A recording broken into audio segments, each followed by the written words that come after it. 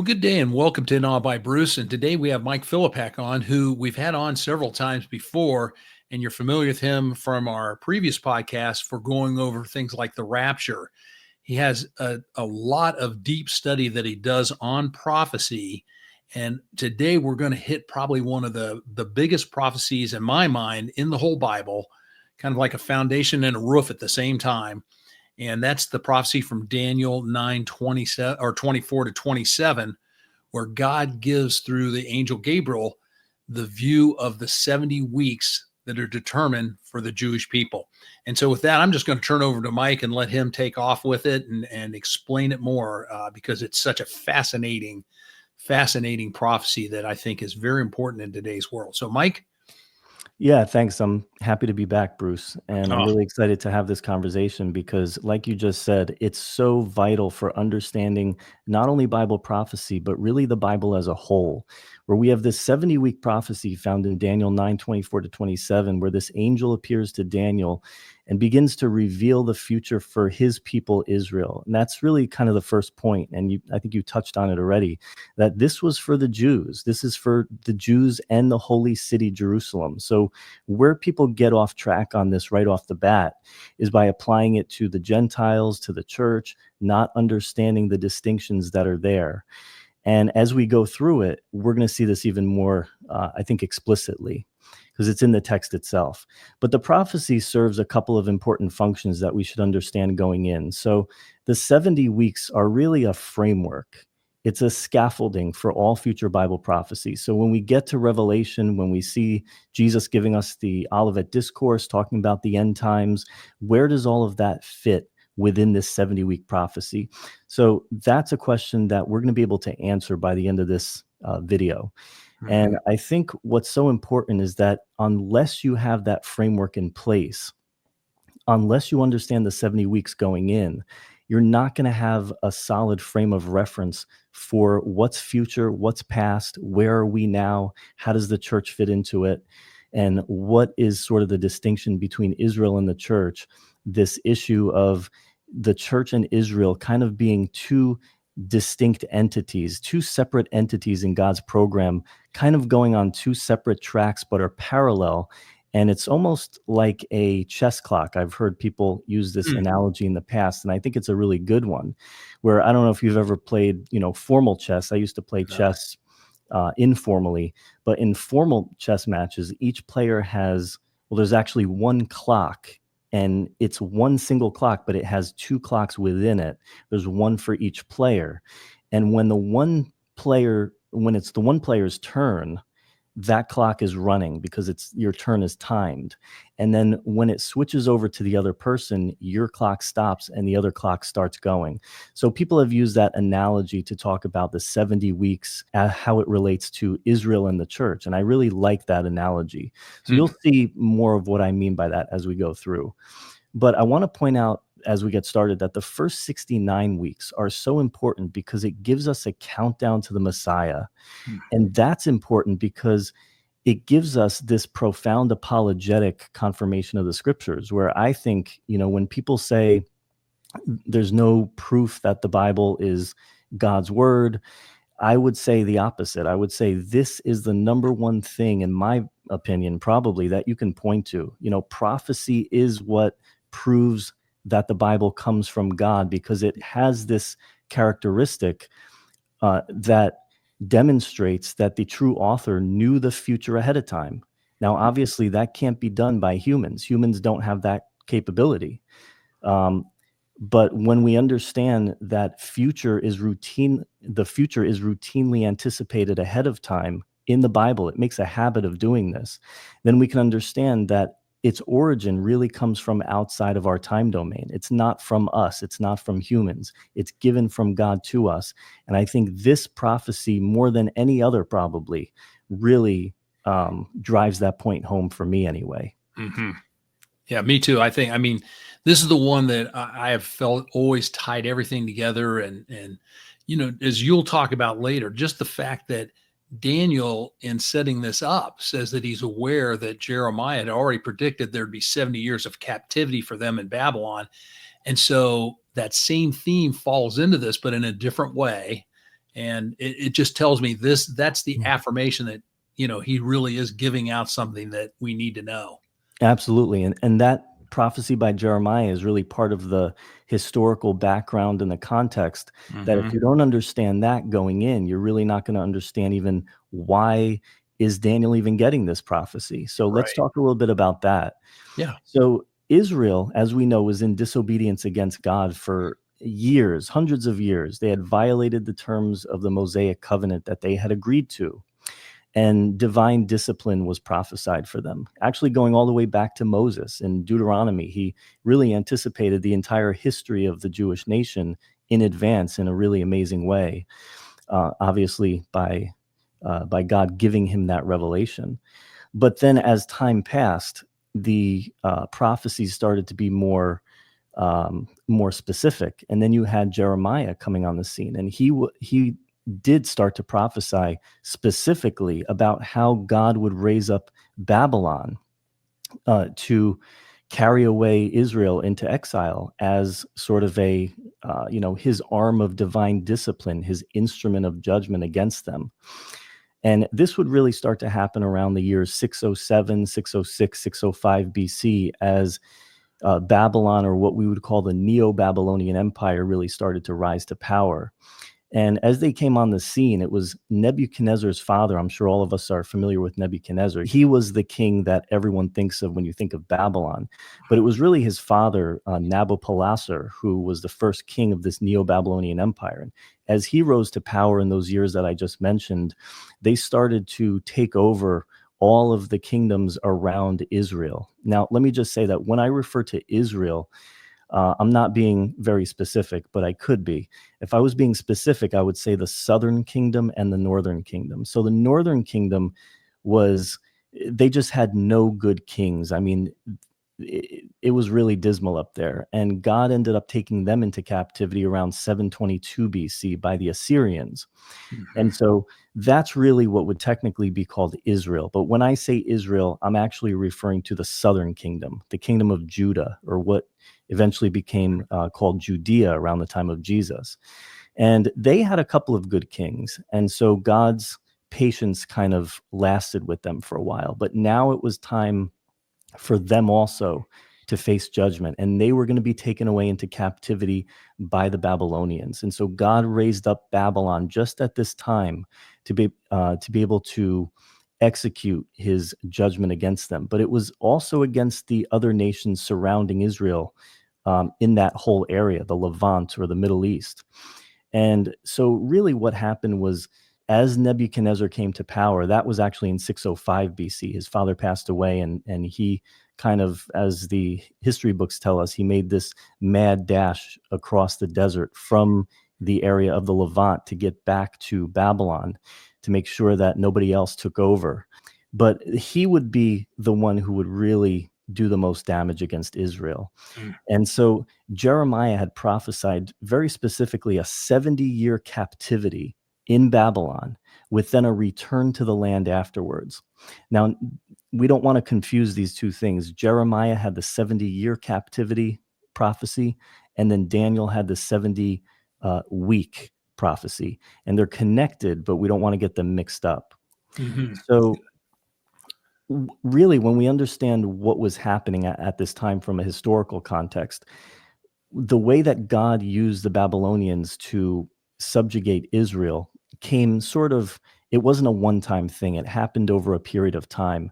There was a number of different invasions that really accomplished this. The first one was in 605 BC, when Nebuchadnezzar first came to the throne. And at the time, there was a king named Jehoiakim, who was the king of Judah at the time. And there wasn't so much, my understanding is there's not so much of a battle, a siege, destroying the city, killing a bunch of people. I don't think that's really so much what happened at this time. It was more that all the nations, like dominoes, all the nations around Israel were just falling. And the Babylonians were basically the new kid on the block, and they were flexing. They were the bully on the block now. Hmm. And so a lot of the nations, when they saw their neighbors fall, they just kind of said, if they can't defeat them, there's no hope for us. Yeah. So they, the the king of Judah, Jehoiakim, he, gave in to the aggression of Babylon, and he decided to just surrender. And they would start paying tribute to Babylon. Usually on a yearly basis, they would have to make payments.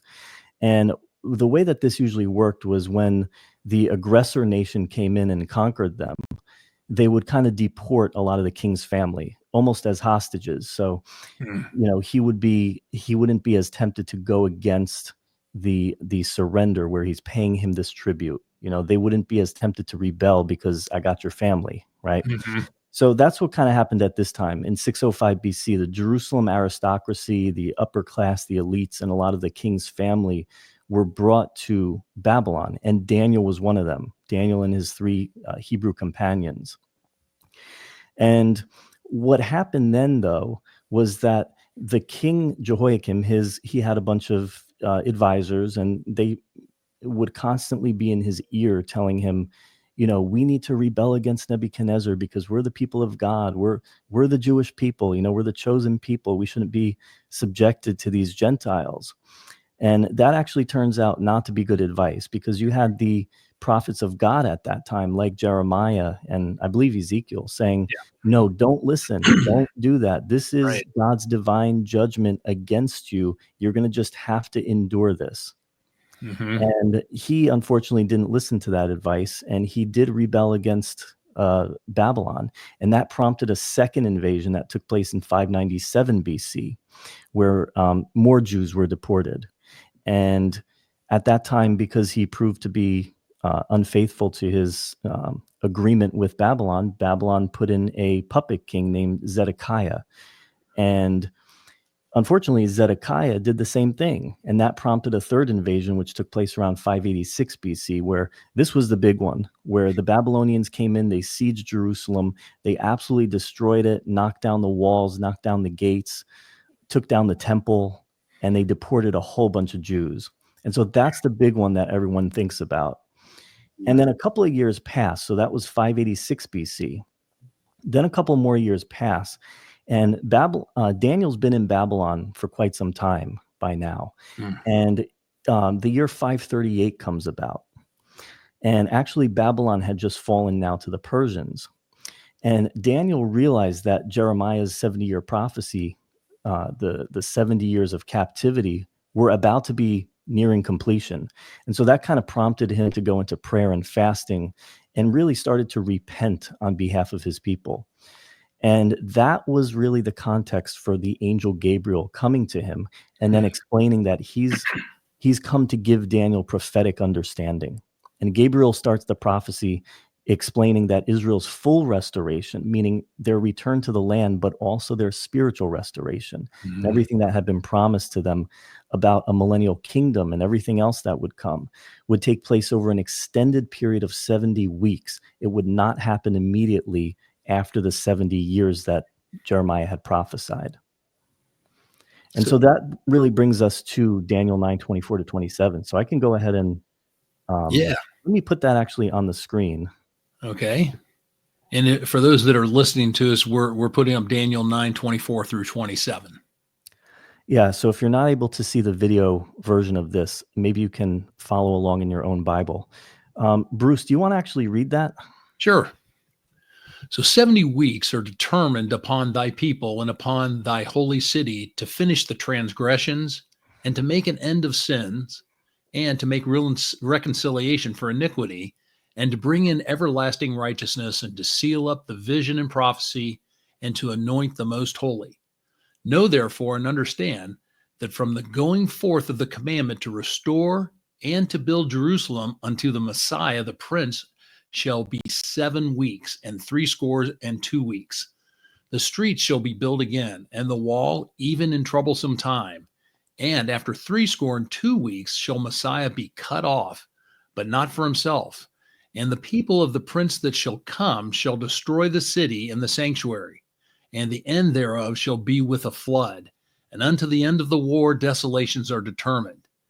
And he shall confirm the covenant with many for 1 week. And in the midst of the week, he shall cause the sacrifice and the oblation to cease. And For the overspreading of abomination, he shall make it desolate, even until the consummation. And that determined shall be poured upon the desolate. All right, so that's a long one. So that's 4 different verses there that we're going to go through one by one to really be able to understand this. So let me bring up Daniel 9:24. We're going to start with the first verse, and I'll go ahead and read this one. It says, 70 weeks are determined upon thy people and upon thy holy city, to finish the transgression, and to make an end of sins, and to make reconciliation for iniquity, and to bring in everlasting righteousness, and to seal up the vision and prophecy, and to anoint the most holy. So let's talk a little bit about this. So the first thing is, what does it mean by a week? Because we think of week as 7 days, and is that what it's talking about? So week comes from the Hebrew word shabua, and it really refers to a heptad, or a grouping of 7. And it usually refers to days, but sometimes can refer to years. And it's important to understand that the Jews actually had many different uh, timing conventions for groups of 7. They had a week of days, just like we do. They had a week of weeks. They had a week of months. They had a week of years. And they also had something called the Jubilee cycle, which was 7 weeks of 7 years, or 49 years, followed by a Jubilee year that was the 50th year.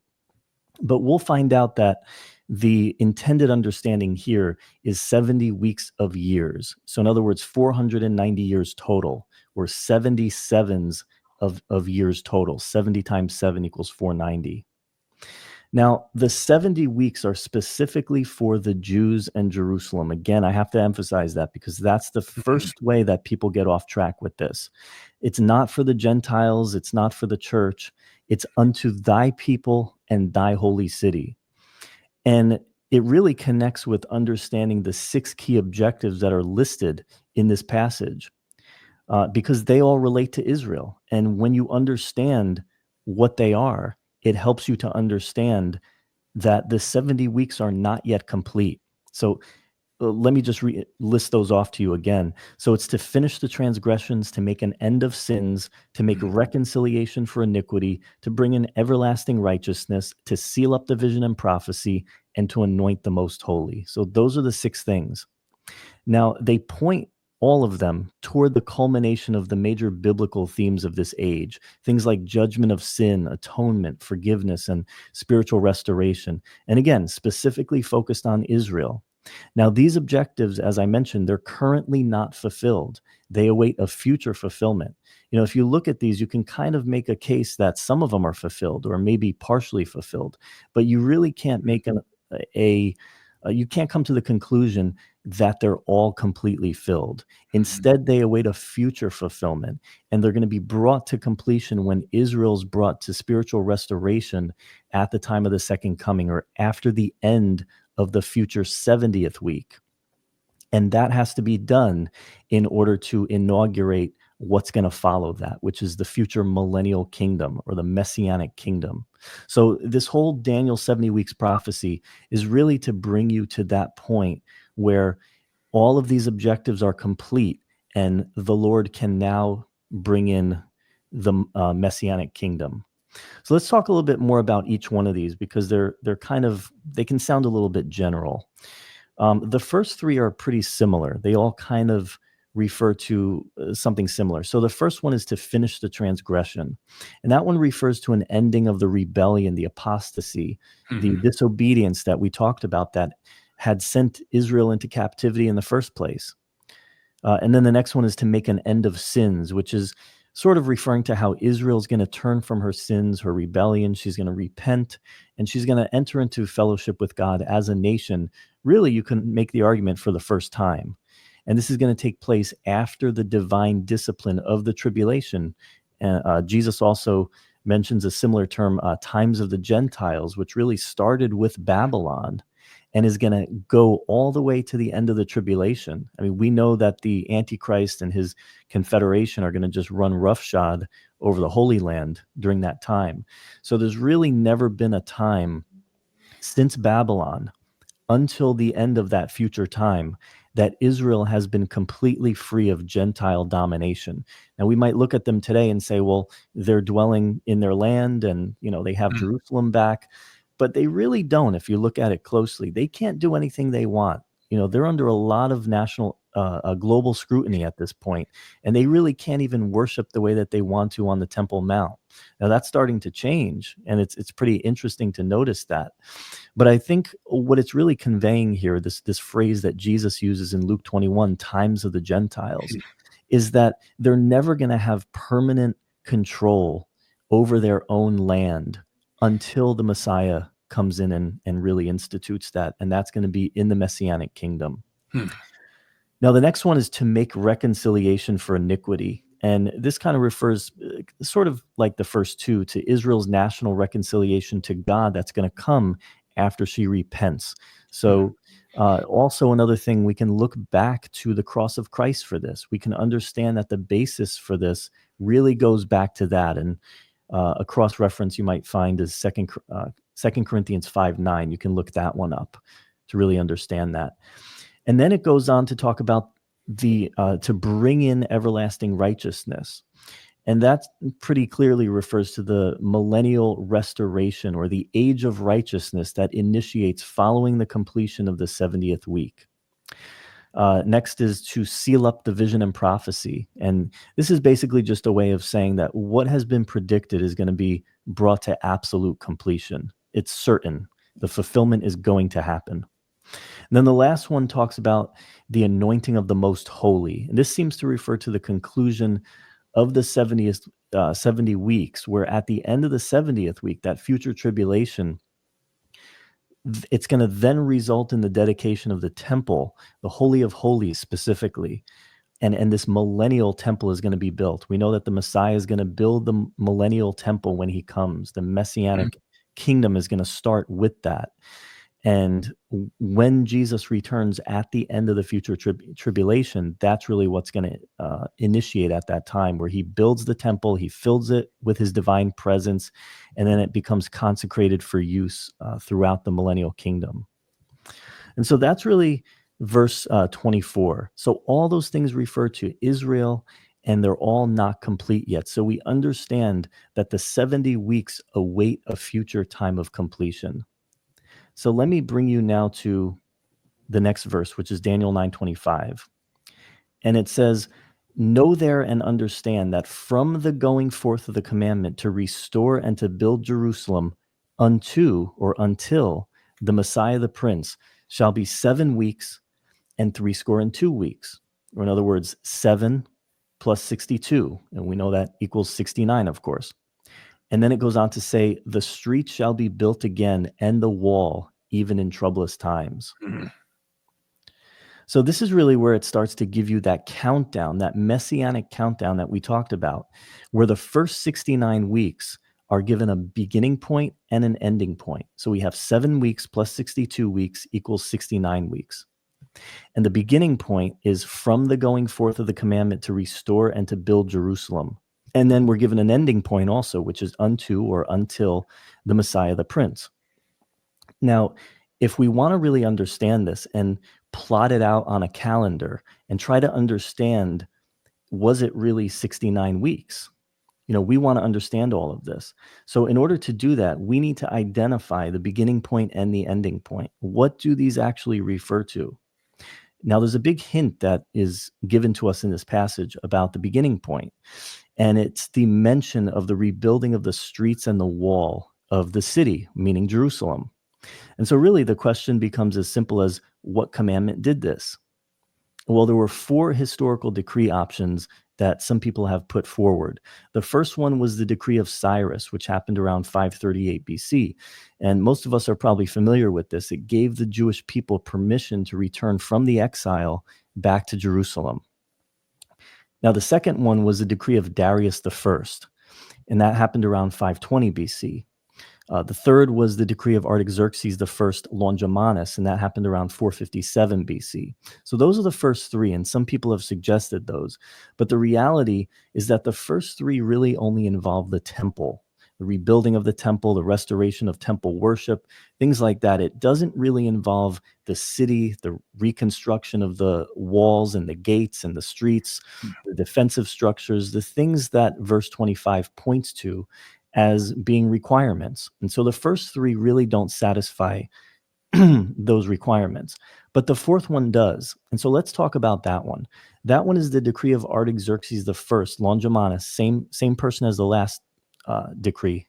But this one took place in 444 BC, and it's mentioned in Nehemiah chapters 1 through 3. And the background to this is that there were people, Jews, who came from Jerusalem to the Persian king now, because they had conquered the Babylonians, the Persian king's palace, which was where Nehemiah was working as a cupbearer. And they informed him about the condition of Jerusalem, that things are still broken down, the walls, the gates, the streets. And this really put the people in Jerusalem who were still there. When Nebuchadnezzar had taken away most of the people, he left some of the poor people just to kind of tend the ground and make sure that doesn't become completely overrun. And the people that were still living there at this time were really, subjected to their neighbors around them who would, come in and sometimes harass them and things like that, because they didn't have a wall that was still functional. They didn't have gates that could be opened and closed. Everything was broken down still from that 586 BC destruction event by the Babylonians. And so, of course, Nehemiah, his heart is with his people. His heart is in Jerusalem, even though he's in Babylon. And so he's heartbroken when he hears this, and he goes into prayer and fasting. It was a lot like what Daniel did. And, unfortunately, in that day and time, I guess you didn't have, very good benefits. You couldn't just take time off, I guess, whenever you were sad. So he continued to work as the king's cupbearer. And, you got to understand that when you're working in the king's presence, you're supposed to be happy and upbeat and joyful. You get the privilege of working for the king. No one likes to be around somebody who's, depressed all the time, because it's kind of contagious, right? So when you're around the king, you're supposed to be happy and upbeat. And the king noticed that Nehemiah was not. He was sad, and he asked him about it. And then Nehemiah explained why he was sad. He talked about the desolate condition of Jerusalem, how the walls and the gates were still broken down, and they were, being harassed by their neighbors. And the king actually gave him permission then to return and to rebuild Jerusalem. Now, if we're going to understand this on a calendar, we really need to understand the date. We need to put a date as along with this event, this decree. When did it happen? And it's not the easiest thing to go through all of this, but when you do, and by the way, I didn't say this at the beginning, but all of this presentation that I'm working off of, if you want this in long form, in written form, with the full notes, charts, citations, full explanations of everything that are cited, you can get that on my website, letusreason.com, under the studies tab. It's the first one, the Daniel 9:25 prophecy. So you can look more into how I arrive at some of these conclusions. But when you go through all of the information, there's a couple of dating clues that were given in Nehemiah chapters 1 and 2 that show us that Nehemiah, first off, was using what's called a Tishri to Tishri calendar system, or a calendar year, kind of like how we use a January to January calendar year. Well, the Jews had two different calendars. They had a religious calendar and a civil calendar. The religious calendar went from Nisan to Nisan, which was in the spring, and the civil calendar went from Tishri to Tishri, which was in the fall. And when we look at the clues that are laid out for us in Nehemiah chapters 1 and 2, it's very obvious that Nehemiah was using a Tishri to Tishri civil calendar reckoning. Now, another thing that we need to understand is that the Persians use what was called accession year dating. And if you look into history a little bit, you'll understand that a lot of ancient cultures, not everyone, but a lot of them did use this system called accession year dating. And basically, it meant that whenever a king came to power, whatever month of the year that ended up being, whether it was February or August or December even, That whole first year would be considered his accession year, and his first official year of ruling wouldn't start until the next New Year's Day. So let's say, on our calendar, if a king came into power in March, then from March to December, that doesn't count as his first year. His first official year wouldn't start until January. And so that's how it worked for a lot of these ancient cultures. And that's really how they that's how they understood dates. They didn't have the same dating that we do today. It's 2025. They said, no, it's the fifth year of X, Y, or Z king. And that's how they kept track of it. So if you don't have this very precisely nailed down, you're gonna be a couple of years off. So when you go through all of this, and there's more to it, but the conclusion is that the beginning of the 70 weeks, what we're calling this decree that started the 70 weeks or the 69 weeks or however you want to look at it, the starting point took place in the month of Nisan, which is in the spring, our March or April, of the year 444 BC, according to our calendar. So that's the beginning point. Now, we also need to identify the ending point, and we need to understand what it means by unto or until the Messiah, the Prince. Now, the inclusion of the word prince there really also gives us a clue. Prince is the translation of the Hebrew word nagid, and it's really the full expression is Mashiach nagid. It's the Messiah, the Prince, or the Messianic ruler or king. And so really the question is as simple as, if we believe that Jesus is the Messiah, as Christians do, we're obviously going to understand that the completion of the 69th week happens sometime during Jesus's life. So if he's the Messiah, the question is, did he ever present himself as the prince or king to Israel? And then when was it? And can we put a date on it?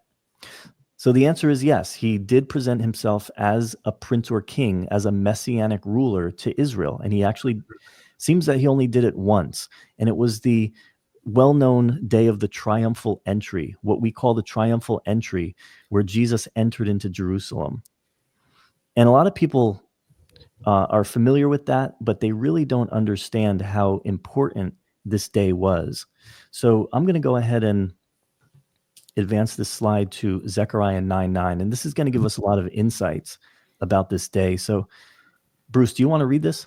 Sure, that'd be fine. Rejoice greatly, O daughter of Zion. Shout, O daughter of Jerusalem.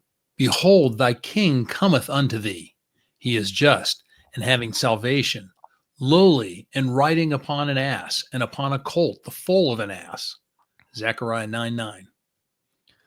Great. And so I'm going to advance it one more. There's one more passage I want to show you. This is from John 12. And this is John's recording of the triumphal entry. It's recorded in at least 3 of the Gospels off the top of my head. And he actually quotes the passage in Zechariah that we just mentioned, and he applies it to this day as being fulfilled. But I want you to notice not only that, I want you to notice a couple of things as we read through this. There's a specific messianic phrase here. Hosanna, blessed is the King of Israel that cometh in the name of the Lord. That's very key, that I want you to remember that. And then also the mention of the king coming, or the messianic ruler coming. So, Bruce, do you want to read that one also? Sure. On the next day, much people that were come to the feast, when they heard that Jesus was coming to Jerusalem, took branches of palm trees and went forth to meet him and cried, Hosanna! Blessed is the King of Israel that cometh in the name of the Lord. And Jesus, when he had found a young ass, sat thereupon, and it is written, Fear not, daughter of Zion. Behold, thy king cometh, sitteth on an ass colt. These things understood not his disciples at first, but when Jesus was glorified, then remembered they that had these things were written of him, and that they had done these things unto him. All right. So the disciples were there on that day, and they didn't understand really the significance of what was happening. But it says that they later started to understand it. And so what was happening is this was the day. This was the conclusion of the 69-week countdown to the Messiah. This was the day where the Messianic ruler was presented to Israel, concluding this timeline or this countdown. And so we see that Jesus is identified as the king. And again, this is really the only time in his ministry that he ever allowed himself to be proclaimed as king. And if we look back to his ministry, there were times where he was doing miracles and the people wanted to crown him as king and he didn't allow it. It wasn't time. But this time, he not only allowed it, he actually set the whole situation up, where he rode into Jerusalem on a donkey. And another thing that we need to understand here is in relation to Psalm 118, 24 to 26. And I had told you when we were about to read through that, to keep that messianic phrase in mind. Blessed is he that cometh in the name of the Lord. Well, that comes from this passage in Psalm 118, 24 to 26. And it says, this is the day that the Lord has made. Blessed is he that cometh in the name of the Lord. And so, if we understand a little bit about Judaism back at that time, the Jews understood that this was a messianic anticipation. This was a messianic greeting, and they were supposed to proclaim this greeting when the Messiah came. And it's actually associated with the Feast of Sukkot on the Levitical calendar, or the Feast of Tabernacles, which represents the millennium. So the Jewish understanding was that when the Messiah came, he was going to set up the messianic or millennial kingdom, which they're correct about. He will, but it wasn't going to be at his first coming. And so they were intended to, exclaim this when he comes, to say, blessed is he that comes in the name of the Lord, to shower him with these messianic greetings when he came. That's why they were doing that on that day. The multitudes cried this greeting on the triumphal entry, as we see recorded there. Also, if you see Luke 19 and Matthew 21, it also says the same thing. So we see this, Hosanna, blessed is the King of Israel that cometh in the name of the Lord. So it's very specific. It's the King of Israel. So it's fulfilling that prophecy, not only in Zechariah 9:9, which speaks of your king is coming unto you, but also going back to Daniel 9:25, where it talks about unto the Messiah, the king, or the prince, the Mashiach Nagid, the messianic ruler.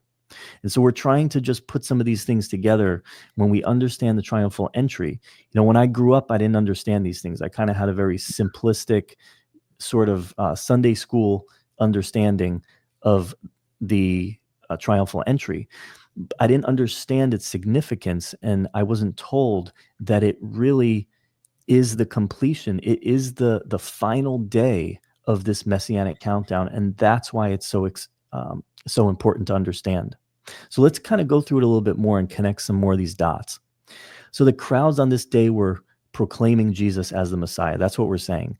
This really sort of explains why the Pharisees were so upset. They just got so triggered by this. And if we look to Luke 19, verse 39, we can see this, where the Pharisees were saying, Master, rebuke thy disciples. Well, why does he have to rebuke his disciples? Well, it's because obviously they weren't believers in the Messiah, and they understood that by the people proclaiming this messianic greeting at that time, under those conditions in which Jesus was coming into the city of Jerusalem, sitting on, riding a donkey, they understood that under those conditions, they were proclaiming him to be the Messiah. And they had a problem with that because they were unbelievers. And Jesus's response to this really helps us to understand how significant this particular day was, that this was the fulfilling day, the final day, the culminating day of the Daniel 9 69-week countdown. And the next verse, Luke 19:40, we can see that, where he says, I tell you that if these should hold their peace, or in other words, if these people who are crying this messianic greeting were to be quiet and to not say that, the stones immediately would cry out. And that's a pretty amazing statement there. Why would the stones have to cry out? That's one thing I never understood that. I was never told that, right? But we're connecting these dots. We're trying to understand this. The answer is very simple, because this was the prophesied day. This was the conclusion of the 69-week countdown to the Messiah. And if they didn't respond correctly, the creation immediately would cry out. An inanimate object like a stone, a rock, would immediately cry out to fulfill this prophecy and to acknowledge this anointed messianic king. I think that's so powerful.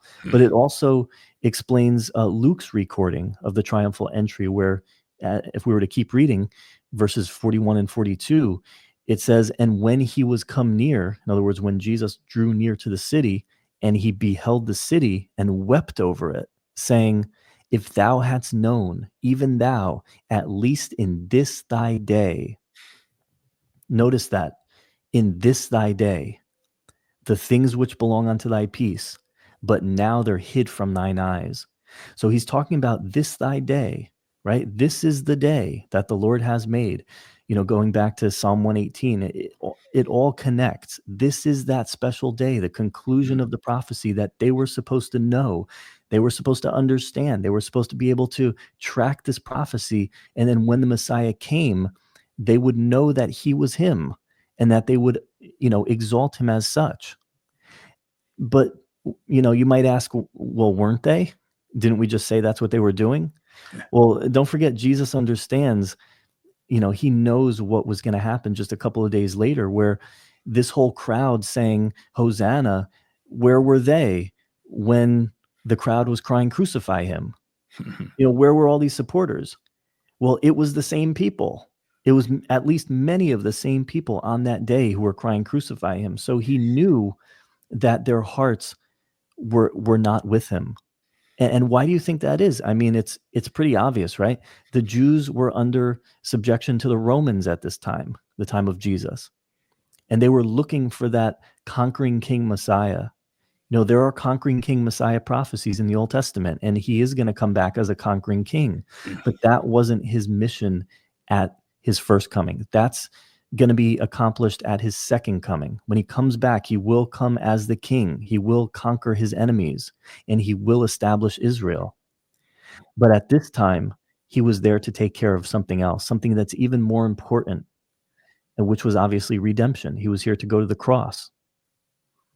But the Jews didn't know that. They didn't know that was their real problem, and that was the more important of the two issues at the time. That had to be accomplished first. And so they weren't looking for that kind of a Messiah. So they didn't accept him when he came. They were hailing him with hosannas here as he came into the city. But if you read through the account, it's actually kind of, if you look at it in the Jewish perspective, it's kind of anticlimactic, where he goes into the city. You can imagine the Jews probably thought, okay, this is the Messiah, the Messianic ruler coming in. He's going to establish, he's going to throw off the Romans and lead a rebellion, and we're going to be free. But that's not what Jesus did. He went into the city and basically did nothing. And it was kind of anticlimactic if you had that mentality that the only Messiah we're going to accept is one who basically throws off the Romans. So that's not what he was there for at that time. And so you can imagine why some of these people would then turn around in just a span of a couple of days and say, well, he's not really the Messiah. Crucify him, crucify him. I think that's so interesting. But it really helps us to understand why then there would have to be a gap period, a gap of time inserted after the end of the 69 weeks and before the beginning of the 70th week, where the whole church age would take place within that gap. That's really why it had to happen. Remember, the Jews said, we won't have this man rule over us. So basically, they wanted the Messianic kingdom, but they rejected the Messianic king. So you can't have the kingdom without the king. So the kingdom had to be postponed. It had to be put on pause. The 70 weeks had to really be temporarily paused, and they'll resume in the future in that 70th week. But they had to be paused, and God was going to pivot and establish his new work called the church, where he would, which would involve really all nations. And at that future time, when it reinitiates in the future, at the beginning of the 70th week, He's going to turn back to Israel to fully accomplish those 6 key objectives that were listed in verse 24 in order to then bring in the Messianic kingdom. But a gap of time, the church age, would be inserted prior to that final 70th week of this prophecy. So the calendar had to be paused. But this also explains Jesus's prophecy about Jerusalem's coming destruction in 70 AD. And we see that if we just continued reading that passage in Luke 19, verses 43 to 44, where he says, "For the days shall come upon thee, that thine enemies shall cast a trench about thee, and compass thee around, and keep thee in on every side, and shall lay thee even with the ground, and thy children within thee, and shall not leave in thee one stone upon another, because thou knewest not the time of thy visitation." That's so incredible. The time of thy visitation. This was it. This was that conclusion, that unto the Messiah, the Prince. This was the time of their visitation. They were given that countdown. They were expected to know it, but they blew it. And so the Messianic kingdom had to be postponed. And Israel, as we know, was then brought into worldwide exile until a future point. And this is what we call the diaspora. Now, I want to point out also, this, connects to so many different things. If you look to Romans 11:25, this is also what Paul meant in that passage when he referred to the fullness of the Gentiles coming in. That's a reference to the church age. He said that blindness in part, not full, because Jews can be saved, right? But blindness in part, the nation is not going to be saved until the fullness of the Gentiles be come in. And so there's this future time period where God's attention is going to turn back to Israel, and he's going to get them back. That's the key word there, until. In other words, blindness is going to be removed from Israel at that future time, after the fullness of the Gentiles come in. And Jesus said he won't return until the Jews repent and acknowledge him as Messiah. One of the places we see this is Matthew 23:37 to 39. Where Jesus talks about how they killed the prophets and stoned the prophets that were sent unto them. He said, "How often would I have gathered thy children together, even as a hen gathers her chickens under her wings, and ye would not."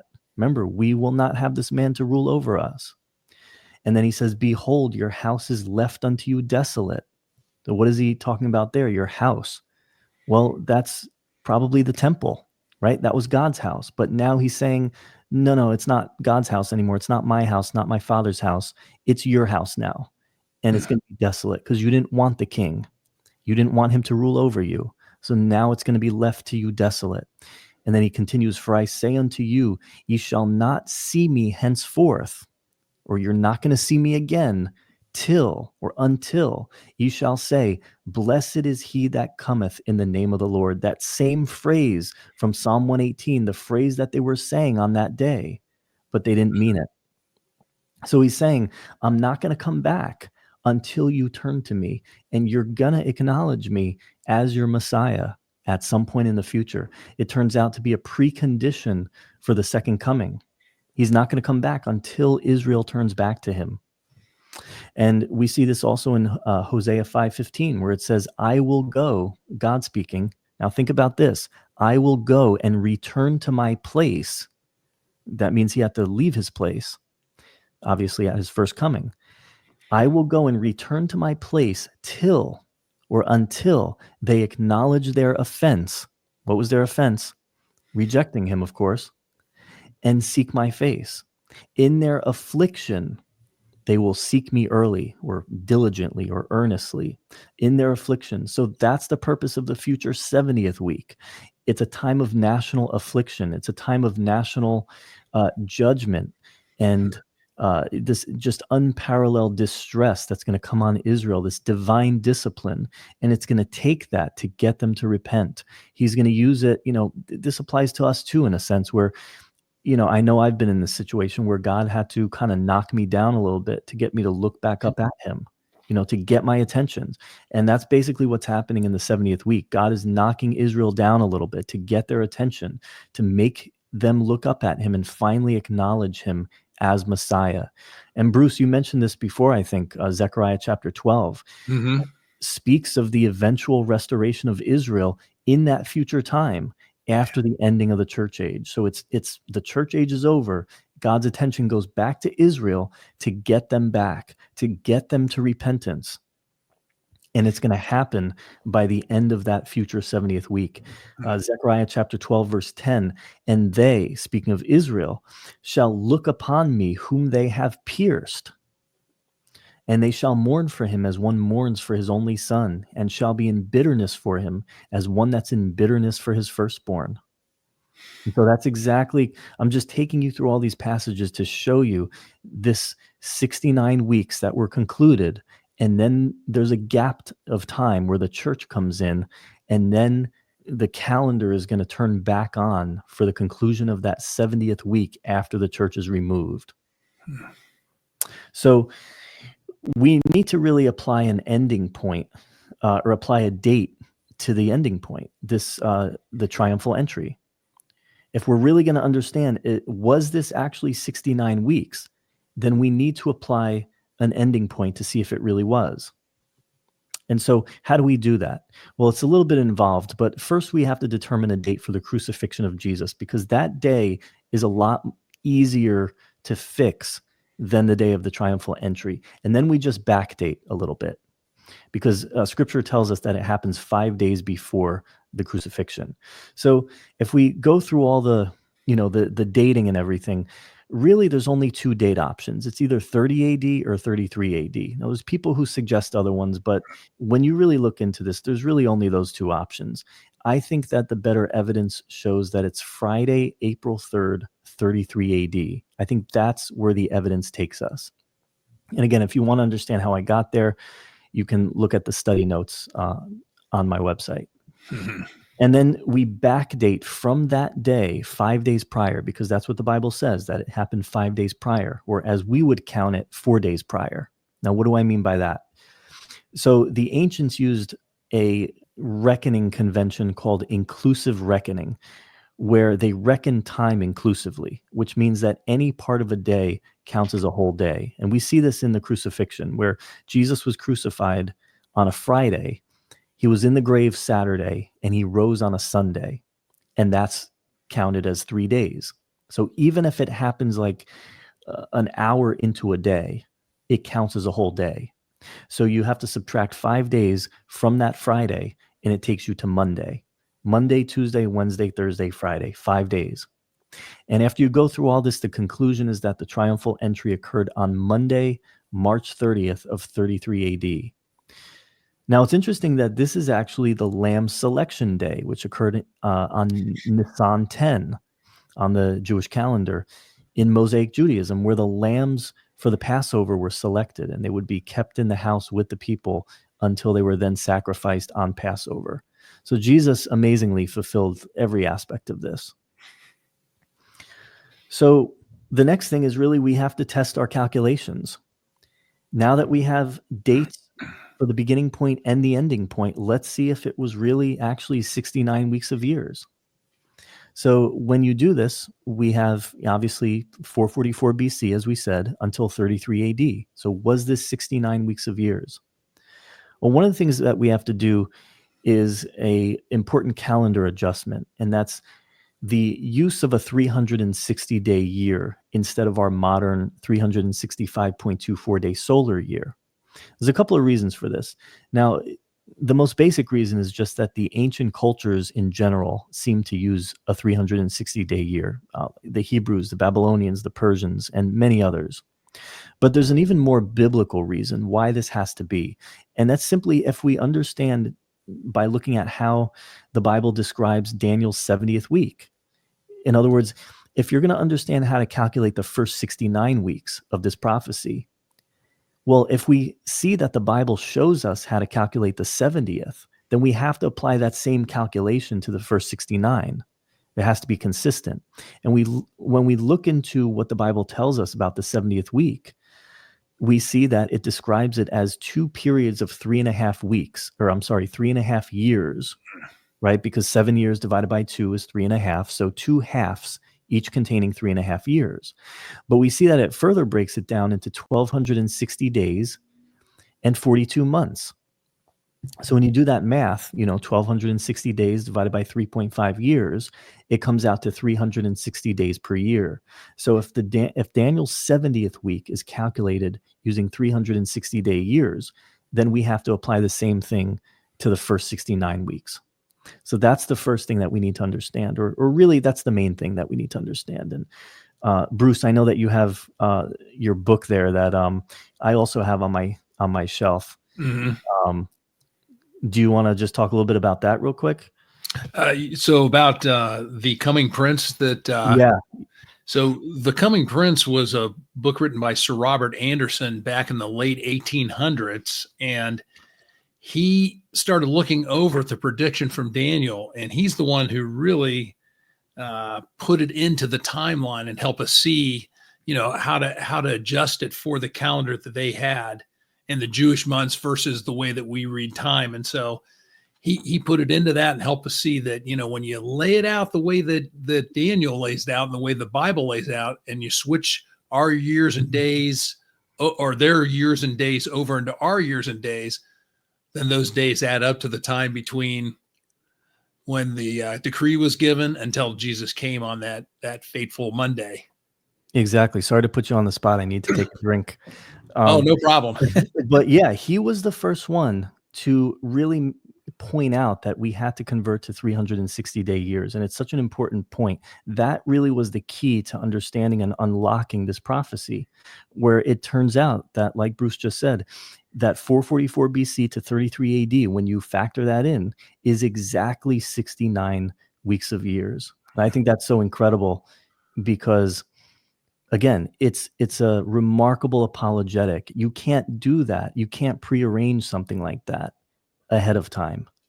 It had to be. It's a characteristic that just demonstrates that this is God's word, that this comes from a being who dwells outside our time domain. It has to be, because we can't tell the future in advance, but the Bible makes a habit of it. And something this specific is very compelling, at least in my book. So a scoffer or an atheist, a mocker, someone saying, oh no, the Bible's not really the word of God. Well, you have to explain how this then can be. So I'm going to advance it now to Daniel 9:26. So we're not going to talk too much about this because there's not that much to say. In a sense, there is, but we've already kind of said a lot of it. So this will be kind of quick. Bruce, do you want to read that one? Sure. And after 62 weeks, or 62 weeks, shall Messiah be cut off, but not for himself. And the people of the prince that shall come shall destroy the city and the sanctuary, and the end thereof shall be with a flood, and unto the end of the war desolations are determined. Right. So let's talk about this a little bit. So we see this phrase after 62 weeks. So it seems a little strange. Why would it just mention the 62 weeks? We know that there was 7 weeks that took place before it.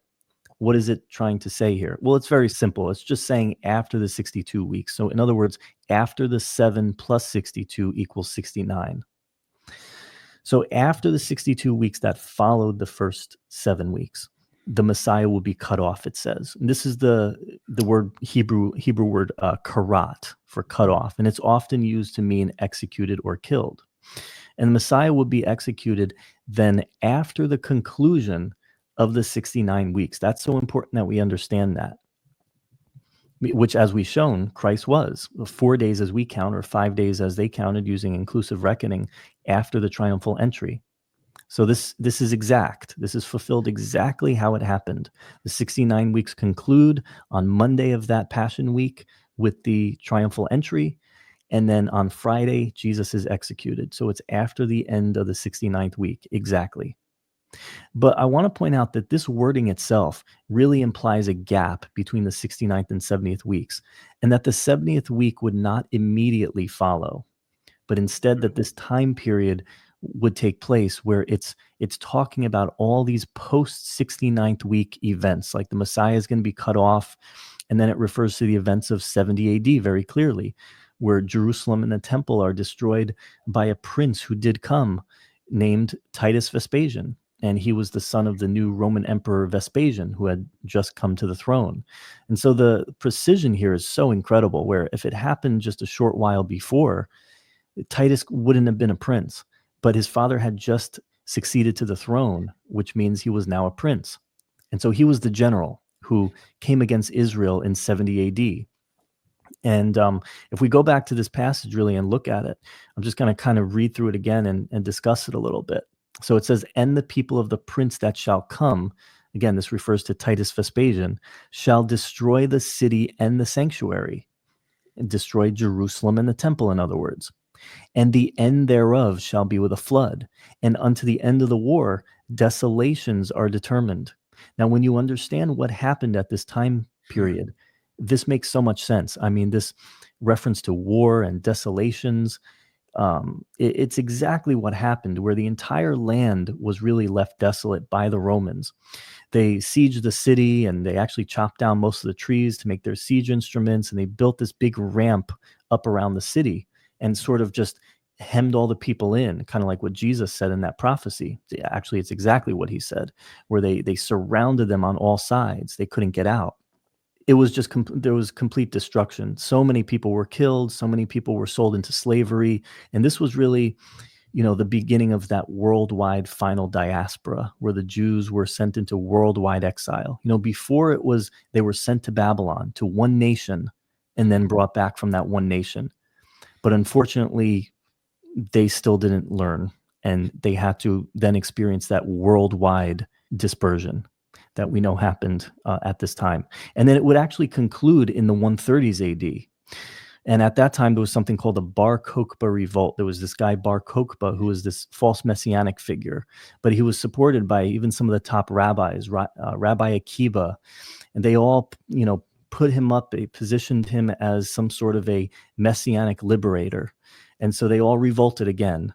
And the same thing happened again. The Emperor Hadrian at that time, the Roman emperor, brought in his troops and just leveled the city to the point where they actually built a new city on top of it called Aelia Capitolina. And then to make the desolation complete, they put a temple of Jupiter, a pagan god, a pagan temple, over the actual Jewish temple.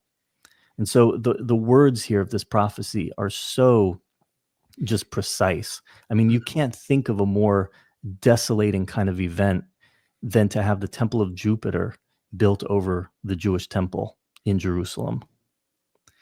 And so let me move now to the next verse, which is Daniel 9:27. And it says, and he shall confirm the covenant with many for 1 week. And in the midst of the week, he shall cause the sacrifice and the oblation to cease. And for the overspreading of abominations, he shall make it desolate, even until the consummation, and that determined shall be poured upon the desolate.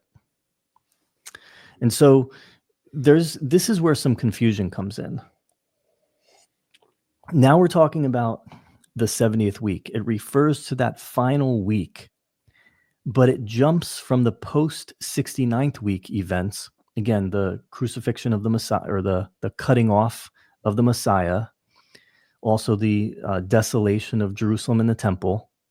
And it jumps then to the beginning of the 70th week, but it doesn't say how much time takes place in between there, how much time is inserted or intervenes in that time period. Now, we understand, looking back, that the entire church age intervenes. We, in fact, understand that the church is an intercalation or an insertion into Israel's calendar between the 69th and the 70th week. And that's really the understanding of dispensationalism, where we're looking at the Bible consistently, literally. We're not just interpreting select passages literally that apply to the first coming. And then we're saying, well, we're going to allegorize the passages that refer to the second coming. No, we have to interpret it consistently.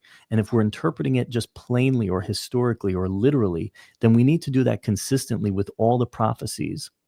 And so when you do that, you end up with this understanding that there is this future program for national Israel, and it's going to come to completion during this future 70th week. And you also get the understanding that Israel and the church are distinct entities in God's program, kind of like those two trains running on parallel tracks side by side. But yet when one is on, the other one's off. We talked about the chess clock. When Israel's chess clock is running, when their time clock or their calendar is running, the church is not, and vice versa. When the church is brought into existence, it was only after the 69th week had already been stopped and paused. And in the future, the 70th week is not going to be started until the church is removed. And so that's sort of how we understand this. And that's kind of why I took some time going through all the passages, earlier that talked about, uh, at the day of the triumphal entry, what really was happening, that hardness has come upon Israel, blindness has come upon Israel until the end, until the fullness of the Gentiles are complete or are brought in. So that speaks of this future period called the church age that's going to be brought to a completion in between the 69th and the 70th week. And that's really what I put here on this chart that I want to show you. You guys who are listening to just the recording of this, you can go on my website and go to the charts tab, and this is available for a free download. But so first here I have the 69 weeks. I have the decree of Artaxerxes in 444 BC as the starting point. And then the ending point, as we discussed, was the triumphal entry, took place in 33 AD. And then a couple of days later, Jesus, the Messiah, is cut off or crucified. Then shortly after that, Pentecost begins, which starts the church age. The church age is going to continue until the rapture, when the church is supernaturally removed from the earth and brought to heaven. Then I'm a believer that there's a post-rapture gap period in between the rapture and when the 70th week starts. So the 70th week then starts. That's confirmed, or rather there's a covenant that gets confirmed by the Antichrist, as we saw in this passage. And that really is the beginning point. Then the ending point of the 70th week is the second coming of Christ, as we see in other passages. But there's this issue of the he in verse 27. Now, if you caught it, you might be asking, how did I apply that in verse 26 to Titus Vespasian? And then in 27, I applied it to a future, or I am applying it to a future Antichrist. But yet there was no noticeable change in context. So we're going to talk about that. Let's kind of just go through a couple of the key phrases in this final verse, verse 27, just to get a base level of understanding, and then we'll come back to some of the difficulties.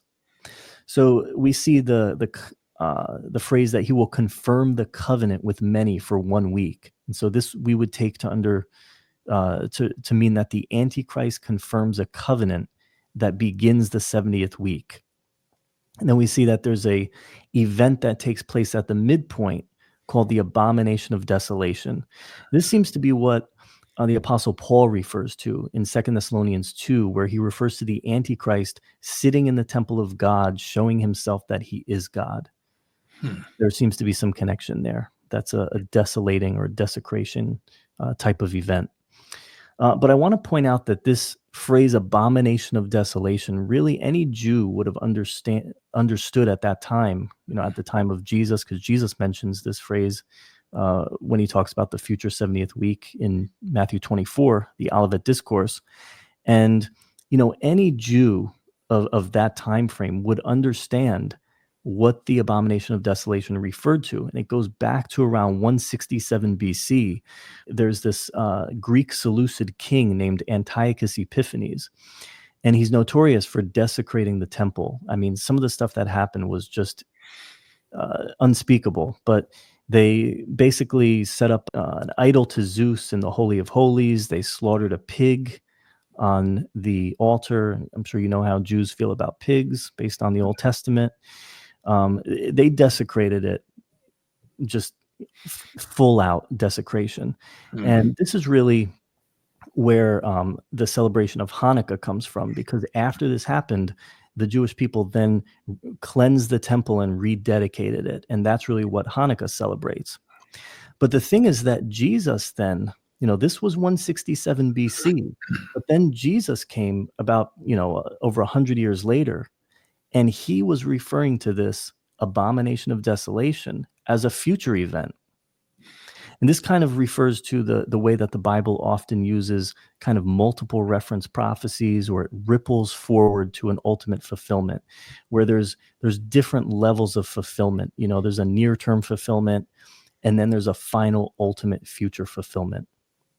And so that's what Jesus seems to refer to, an event that was historical in nature, that any Jew would understand, but he's taking something historical that they understood, and he's Mhm. basically saying this same kind of thing is going to be recapitulated in the future during that final 70th week. And that's really going to be the ultimate fulfillment of this abomination of desolation type of event.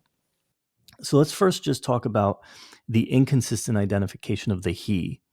Now, the first thing I'll point out is that if we're correct about the time gap, which, I mean, it seems pretty explicit, then a time gap itself, we know it's been around 2,000 years. That would seem to require a different he anyway. You can't have the same he referring to the same person across a 2,000-year time span. But this really shouldn't be seen as a problem.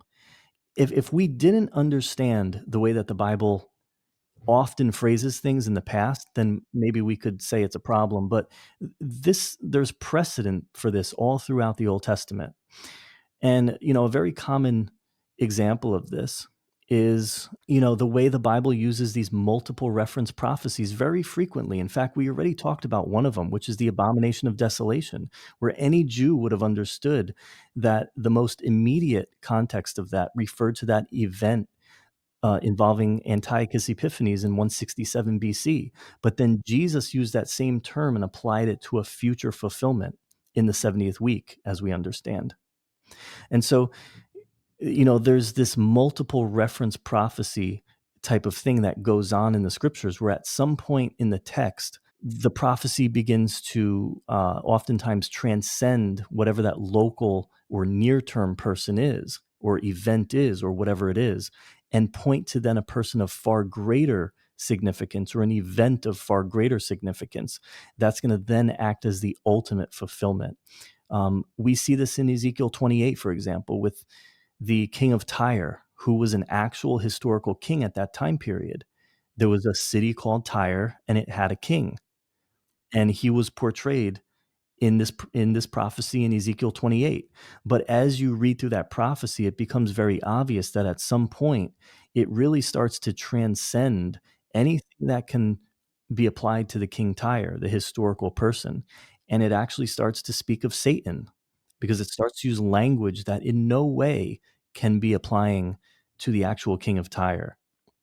So that's just one example, but we see this, consistently. And, what I will say is that even this example here, where Titus, maybe the whole thing is a multiple reference prophecy, where Titus is being used as a prophetic type of the future Antichrist. So maybe in some sense, verse 26 and verse 27 are both sort of a prophetic ripple in time. But clearly, the ultimate version of Titus, the ultimate desecrator, is going to be the Antichrist. And so the second thing is this issue of there being a gap of time between the two verses. But again, we've talked about this a couple of times, where a careful reading, if you take it very explicitly, it seems to demand a gap, just the text itself, where it talks about these events that occur after the end of the 69th week, but prior to the beginning of the mention of the 70th week. So it seems that there, of necessity, does have to be a gap. But this also is not a problem. It's consistently, commonly, routinely done in Bible prophecy, where we see these hidden gaps or intervals in prophecy. A classic example of this is Isaiah chapter 61, where Jesus, during his ministry, he goes into the synagogue, and it's his turn to read, and he picks up the scroll of Isaiah chapter 61, and he starts to read, and he concludes right before it says the day of vengeance. Now, if you remember, he's talking about everything that's going to happen during his ministry, his sort of the mission of his first coming, to heal the brokenhearted, to bind up, the captives, free the captives, and all this. But then he stops right before the day of vengeance. Well, there's just a comma there. There's nothing to indicate that there would be at least 2,000 years or more in between the events of his first coming and the events of the second coming, which the day of vengeance was not for the first coming. That's a second coming event. That's something that he's going to do at his second coming. And so Jesus here really interprets this for us. And he tells us that this is common. This is very routine, very normal. I mean, if you look to like Isaiah chapter 9, Isaiah 9:6, we read that at Christmas time. It talks about things that happened at the first coming, but then it starts to talk about the government being upon his shoulder and, et cetera. Well, those things have never happened yet. But when he sets up his millennial kingdom, his messianic kingdom, those things are going to be fulfilled. But if you were to just read that passage, there's nothing to indicate, there's nothing obvious that this was the case in the passage. It's just a comma that separates this entire period, this intervening period of the church age, that separates the first coming from the second coming. Mike, can't say enough how much appreciate you going through all this and taking the time. And, hope as you're listening, it may sound like a lot, but I think if people take listening to this and then look at Mike's notes and go to his website and pull off the different pages that he's referring to, as well as this timeline, this is such a valuable and needed point in today's world for the verification that God is there, that he really gives us prophecies that are verifiable. They're not just guess. People always talk about prophecies. Well, they're general and you can make out of them what you want. You can't make this up. You can't get to that timeline and have it come out accurate like that. And Jesus say the things that he did and say that it's just made up or you can make it whatever you want. It doesn't work that way. And there's too many other things. I forget 300 some prophecies already fulfilled in the Bible. So, just thank you for taking the time and go over this. And we'll put Mike's website so that you can have that on my website so you can contact his website and get all this information and download it. He's put it up there for you to look at, which is really great. Thank you for doing that also. So that's really cool. I don't know, anything else you want to say before we go, or? Yeah, that's pretty much it. I'm just thankful that, we had the time to do this and, really love talking about this. It was the first thing that I really wanted to nail down when I started to study the Bible in a systematic way and really got into Bible prophecy, because I understood that so much hinges on this. So Yes. we need to get this really nailed down and understood. And I feel like it's not something that's really talked about in church that much. No. But it's just so important because it's the framework that everything else falls into. If you don't understand this, you're going to struggle with everything else. And I can amen that. And here's why. Here's another book I was just going to show you, Mike, but I was going to wait till we were done. But I'll say it now. The first Bible study I was in, 1979, Grace Brethren Church here in Columbus, Ohio, they did this. So I don't know if you can see that, but it's Daniel's prophecy 70, of the 70 weeks by Alvin McLean, who was one of their main teachers. Yeah, he's great. I have a lot of his material. I quote him Do a you? couple of times in some of my writings. Yeah, I don't know that I have any books by him, but I have a lot of his articles that he's written, things that he's contributed to, and other books. And I mean, people quote him all the time. So actually, I think even in my book, there's a quote where I believe it's Dr. Pentecost quotes Yes. Dr. McLean. And so great scholars have been quoting him for generations. I mean, he's definitely solid. Yeah. So that was my first exposure to it when I started going to church. So was right That's a off good way the to bat. start. That's a strong start. So anyway, thank you very much. God bless you as always. And, we'll look for the next thing that we do because this is just so much fun. So thank you for all your work. Thanks, Bruce.